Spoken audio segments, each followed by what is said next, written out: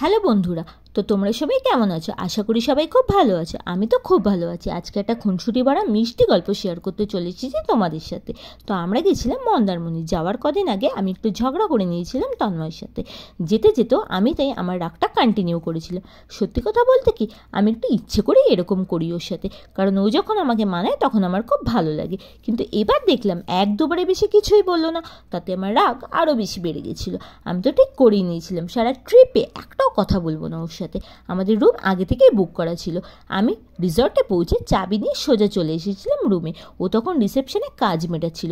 ও যখন রুমে এলো, বাইরে থেকে একজন রিসর্টের স্টাফ এসে বেল বাজালো। আমি দরজা খুলতেই অ্যামাজন থেকে আসে এই পার্সেলটা আমাকে দিয়ে বলল, ম্যাডাম, এটা আপনার গিফট। আমি তো দেখেই বুঝে গেছিলাম অ্যামাজন তো এত দূরে ডেলিভারি দিতে আসবে না। আর তখন আমি ফাঁকা রুমে একটা রুম ট্যুর ভিডিও শ্যুট করছিলাম, যার জন্য আমার ক্যামেরাও অন ছিল। তার মানে ও এটা অর্ডার করে আগে থেকেই এখানে নিয়ে এসেছিল। এখানে এসে এরকম একটা সারপ্রাইজ গিফট পাবো আমি জাস্ট আশা করিনি। আমার তো দিল পুরো গার্ডেন গার্ডেন হয়ে গেছিলো। আমি তো আর রাগ ধরে রাখতে পারলাম না। গিফটে কী আছে দেখার জন্য চটপট বসে পড়লাম আনবক্সিং করতে।